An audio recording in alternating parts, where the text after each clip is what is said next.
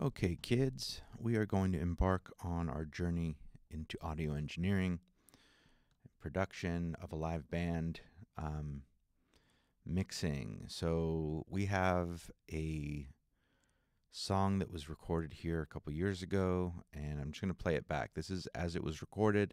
There's no processing, no level changes, just straight from the mics.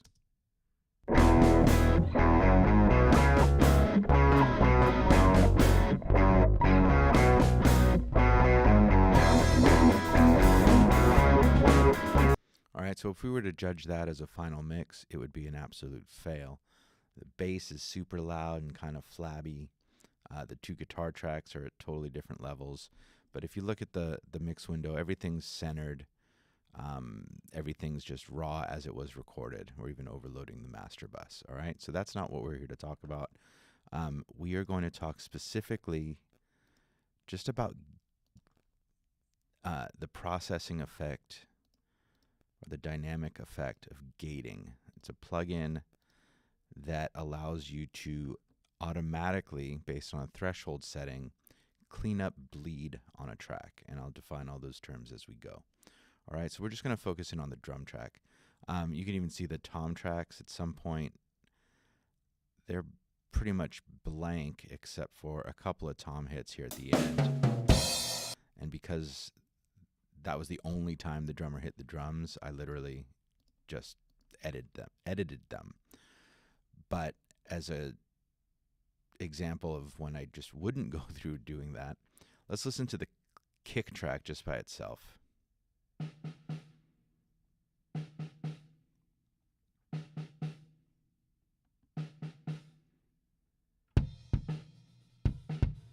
All right, so for example, this is a kick drum. But you can hear the cymbal, but that's kind of natural. You can't do anything about that.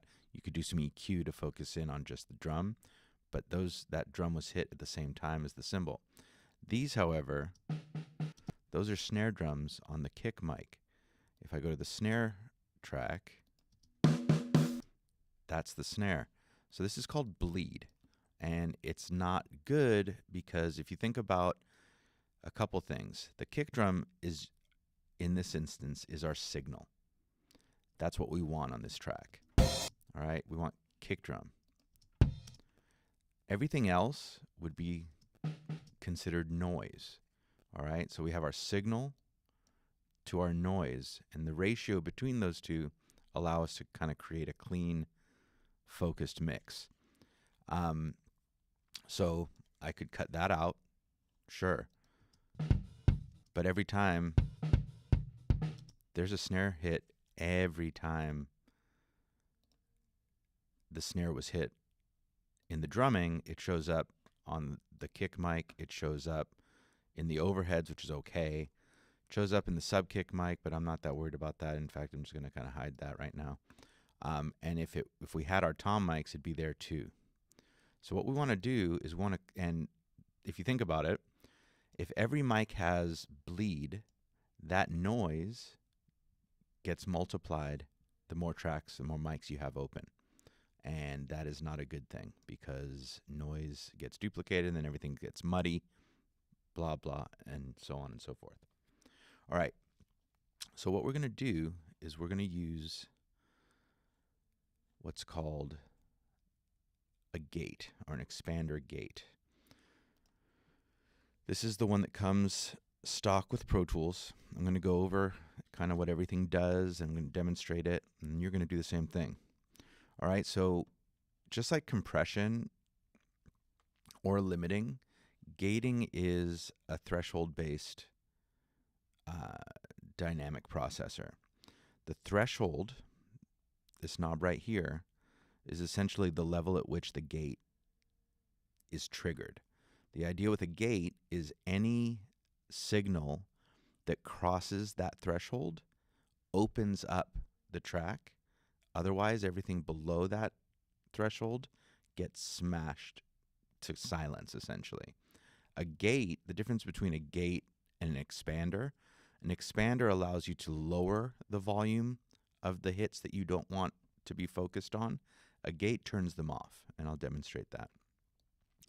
All right, so basically, the lower the threshold, you're going to continue to hear all of this bleed. The higher the threshold will only allow the higher transient hits to get through. The ratio is the other kind of key. Well, they're all kind of key. The ratio is the amount of expansion or essentially attenuation that happens to the signal, that the signals that don't cross the threshold. So for example, at a ratio of 2:1 basically, will cut the signal in half. A ratio of 100:1 will turn the thing off. All right. Moving along, if we look at the attack is how fast the gate reduces that gain. So as soon as that signal goes below the threshold, how quickly does the gate close the track? All right, and that's totally related to threshold.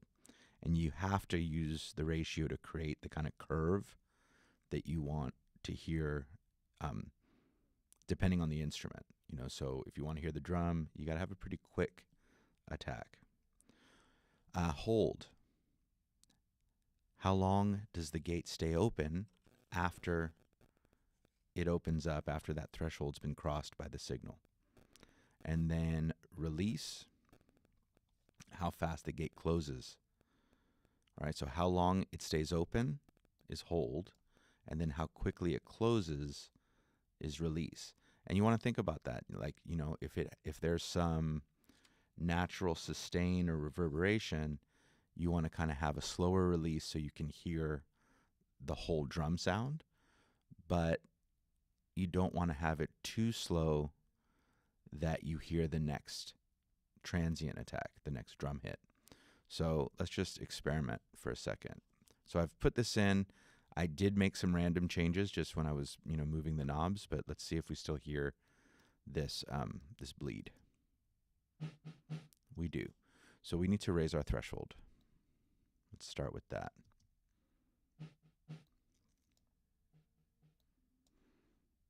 Okay, and I'm going to use a high ratio. I want to turn it completely off.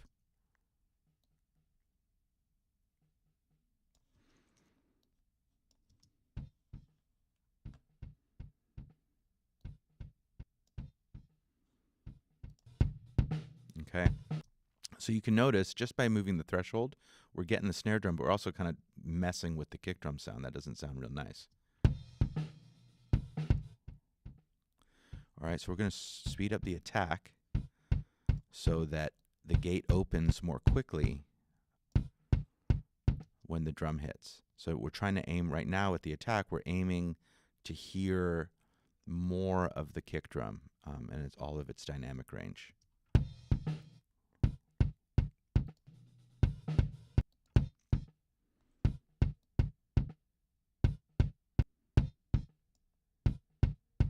All right, so I think we've hit the threshold better. We're not hearing any snare drums hit through. We're hearing more of the front end of the kick drum. Now we need to kind of adjust our hold because I think we're also cutting off the kick.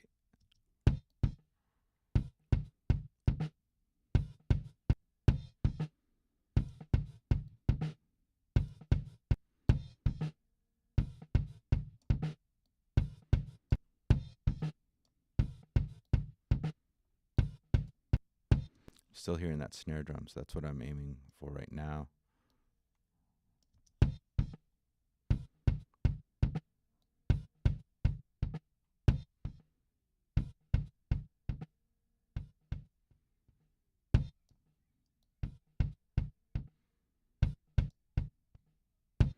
All right, now instead of raising the threshold, which is going to end up like lopping off some of the kick, I'm trying to bring down the hold. I'm creating that curve because I think the hold is open too long and the snare drum's coming through while the gate is still open. I can also slow down or speed up the release, I should say.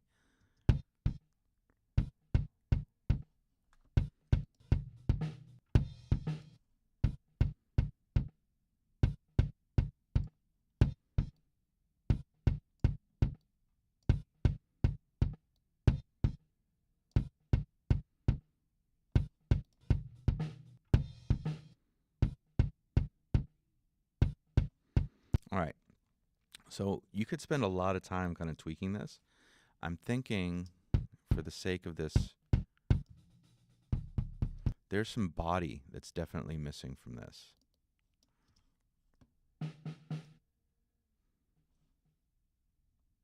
And sometimes that's found in just tweaking your ratio also. And remember that, you know, the 100-to-1 means that the signal's completely closing. And this is the expander component that we can just push it down, which is also going to kind of give us more drum.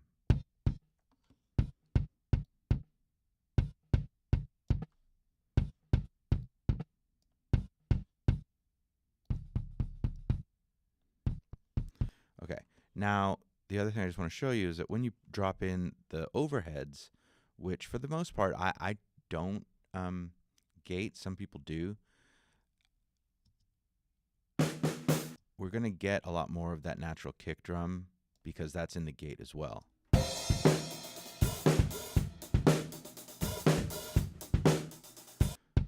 So even though this is kind of like short and clippy, it could be okay. Plus you're going to give the reverb that's going to give some sustain as well. In fact, let's go ahead and set that up while we're talking about it. I know it's always worth a quick review. Set it up on a bus.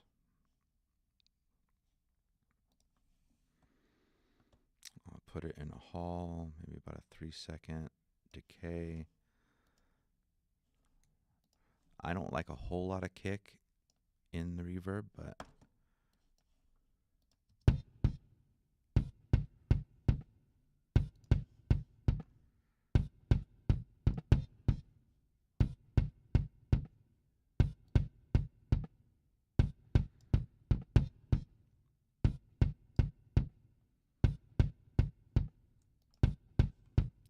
wrong button there. All right, so you do hear some, you know, you hear the cymbal, but the snare drum's definitely out. All right, and this is something that you would go ahead and do to certainly your kick and your snare. So let's try see where we're at with the snare drum. Let's start just by listening to how much kick is bleeding in.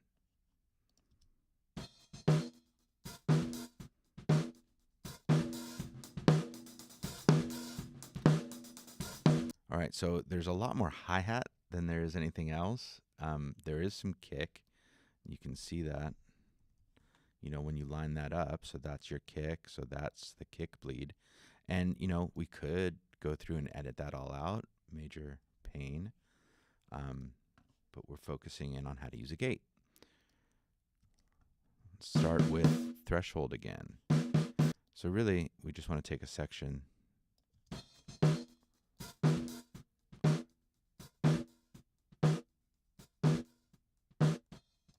Okay, I'm going to raise my ratio.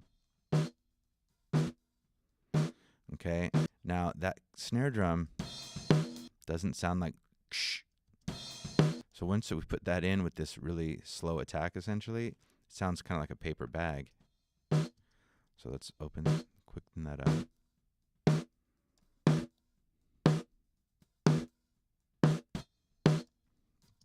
Let's let it hold open.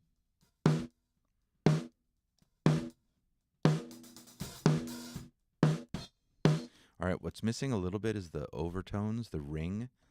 So we're just going to tweak hold and release how quickly. Remember, release is how quickly it comes back down. Hold is how long it stays open.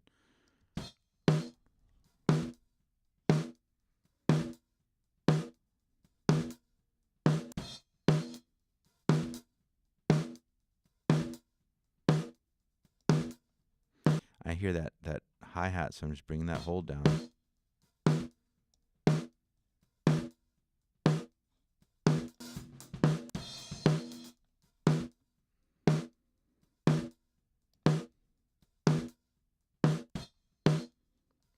Every once in a while you get something nasty.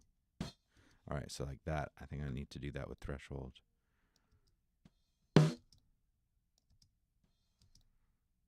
And I'm not pushing it down all the way. I can also raise my ratio.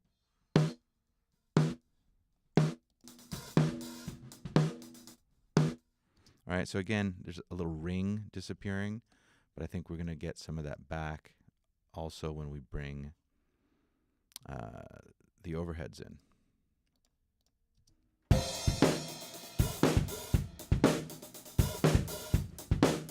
All right, I'm going to go ahead and send some of that snare drum to the reverb. I'm going to go ahead and just copy this, option click and drag over the overheads.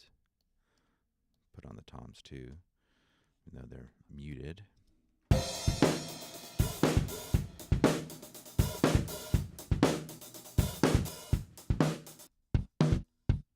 Okay, so if you're just listening to the kick and snare, it's not necessarily fantastic by any means, but we're really focusing in on getting rid of all of that extra stuff, all that bleed. All right, so now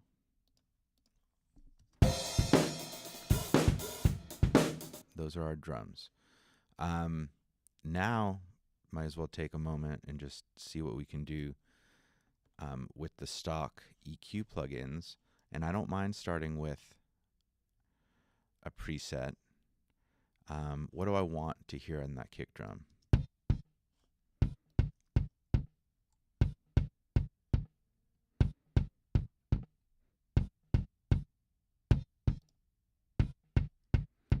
All right, so actually 2000 or so gets towards the beater of the kick drum. I am a fan.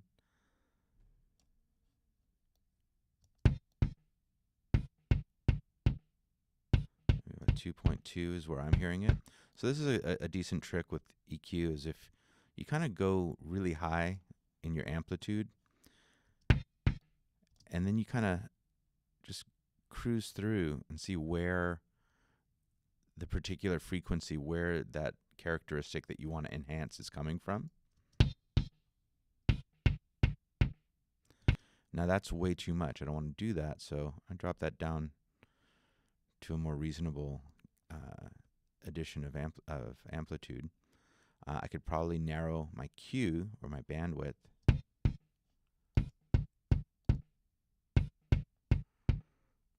Okay, and I'm going to try and get a little bit more kind of oomph out of the thing with a little low end. Not a whole lot.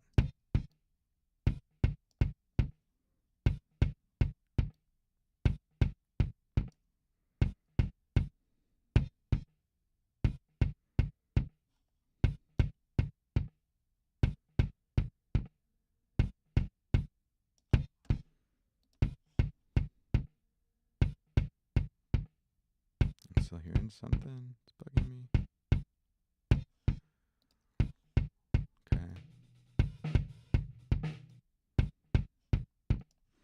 All right, so again, you really need to remember that in context, it's going to come back together. All right, that snare drum, I definitely want to hit that. I want to brighten that thing up quite a bit. So let's see what we can do. Emphasize brightness. You know, again, so that didn't do much at all except cut the lows.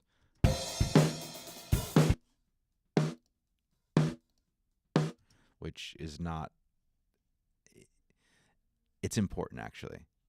Cutting out that low end is just cleaning up the track. It's not really, to me, it's not emphasizing the brightness. It's allowing, by cutting the low end, to kind of clean up space for brightness to get through, but we need to enhance the brightness.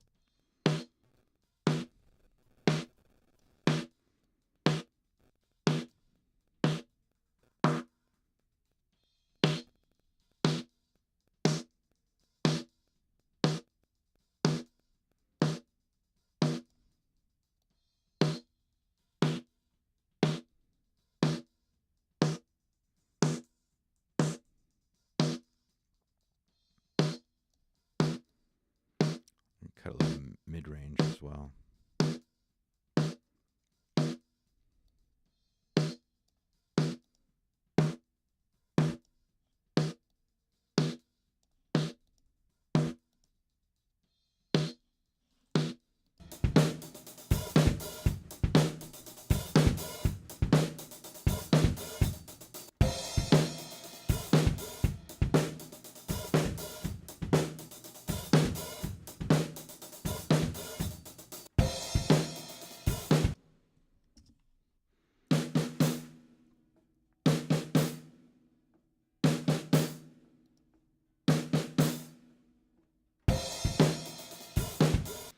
All right, so I have a few more minutes before I feel I'm killing you guys too much.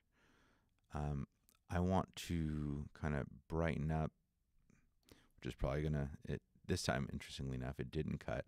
I would like to cut a little bit of the low end because I want to focus in on the cymbals. I do want to hear the other drums, but I want to focus in on the cymbals. And with 10,000, which is where the high frequency set, that's called kind of like the air of a track. By the way, I never did pan the overheads. That's pretty bad. Well, that's weird. Just to check this.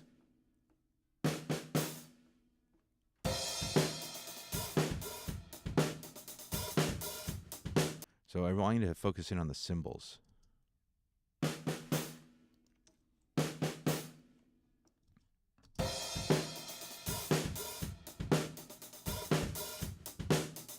So, that did brighten them up a bit. Now going back to kind of the knucklehead move is the overheads need to be panned hard. Okay, you have, what they're trying to do is give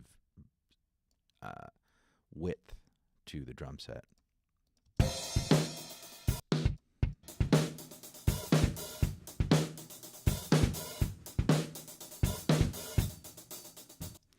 Okay, and since there are a couple tom hits, let's just finish that off for a second.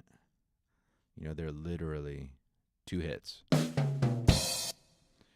I like to mix from the drummer's perspective. So the left overhead is the hi-hat, essentially, and every other drum, but it's where the hi-hats are. And the right overhead would kind of be where the ride cymbal and crash cymbals are. Or, depending on a setup, our setup, that's kind of where that is. The toms, I believe he's hitting just the high and the mid tom. I like to take the high tom a little bit to the left, mid tom a little bit to the right, and then the low tom further to the right, but there is no low tom here. All right, we want to hear that. Always going to throw some EQ on everything. I do want to kind of point out that EQ is not always going to be additive. There's going to be some times where you just want to kind of drop some elements. Let's see what they try and do with booming. I don't like that. Let's see, what did that do? That's like, to me, that's just a bad call. What is it doing? It's taking 130 kilohertz and boosting it by 6 dB. Boo. No, not a good idea to me. I suppose you could call that booming, but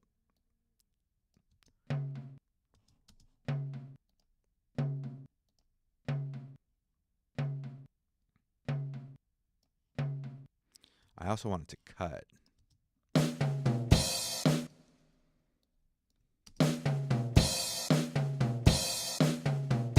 All right.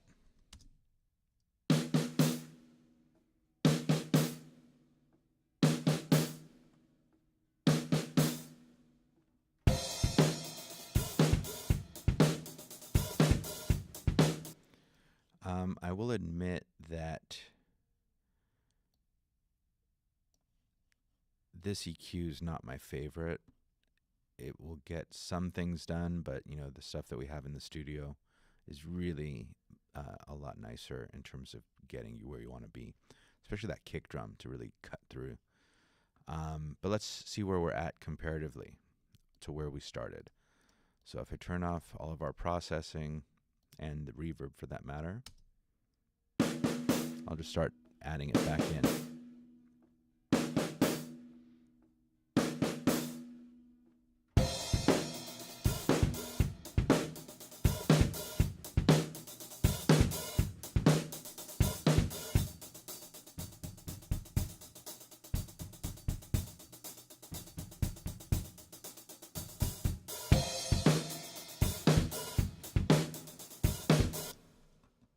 All right, so the basics of gating, throw in a little EQ there.